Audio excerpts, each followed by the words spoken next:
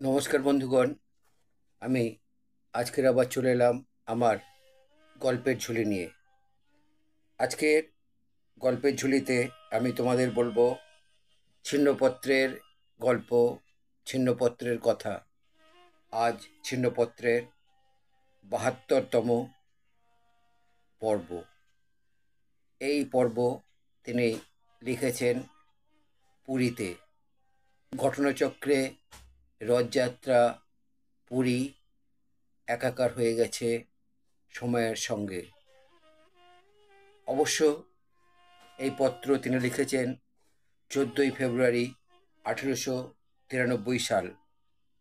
চলো রথ উপলক্ষে আমরা পুরী থেকে ঘুরে আসি, সঙ্গে রবীন্দ্রনাথের ৭২তম ছিন্নপত্র।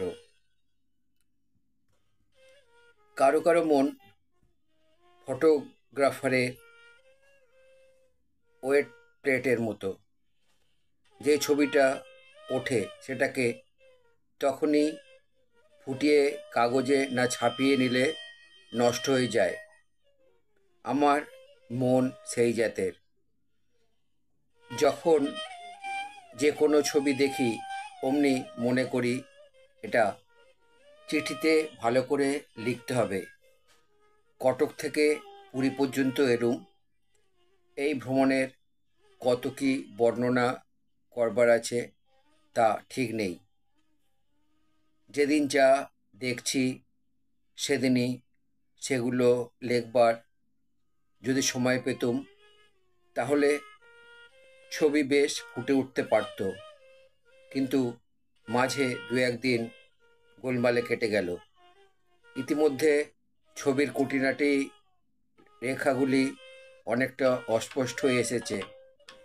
আর একটা প্রধান কারণ, পুরীতে এসে পৌঁছে সামনে অহর্নিশ সমুদ্র দেখছি, সেই আমার সমস্ত মন হরণ করে রেখেছে। আমাদের দীর্ঘ ভ্রমণ পথের দিকে পশ্চাৎ ফিরে চাইবার আর অবসর পাওয়া যাচ্ছে না।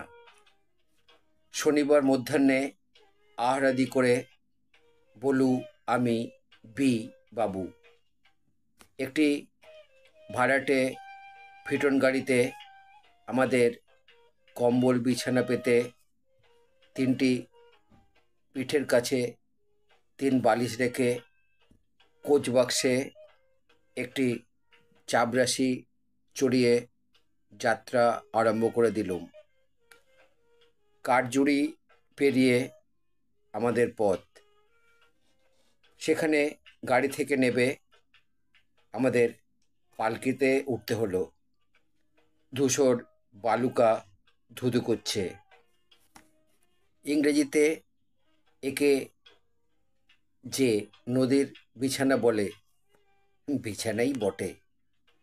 সকালবেলাকার পরিত্যক্ত বিছানার মতো নদীর স্রোত যেখানে যেমন পাশ ফিরেছিল, যেখানে যেমন তার ভার দিয়েছিল, তার বালুশয্যায় সেখানে তেমনই উঁচু নিচু হয়ে আছে। সেই বিশৃঙ্খল শয়ন কেউ আর যত্ন করে হাত দিয়ে সমান করে বিছিয়ে রাখেনি।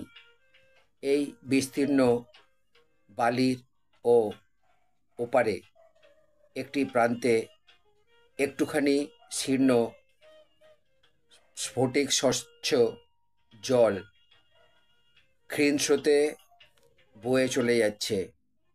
কালিদাসের মেঘদূতে বিরোহিণীর বর্ণনায় আছে যে যক্ষপত্নী বিরহ শয়নের একটি প্রান্তে লীন হয়ে আছে, যেন পূর্ব দিকের শেষ সীমায় কৃষ্ণপক্ষের কৃশতম চাঁদটুকুর মতো। বর্ষা শেষে এই নদীটুকু দেখে বিরোহিণীর যেন আরেকটি উপমা পাওয়া গেল। কটক থেকে পুরী পর্যন্ত পথটি খুব ভালো। পথ উচ্ছে, তার দুই ধারে নিম্নক্ষেত্র, বড় বড় গাছে ছায়াময়। অধিকাংশ আম গাছ এই সময়ে সমস্ত আম গাছে মুকুল ধরেছে, গন্ধে পথ আকুল হয়ে আছে।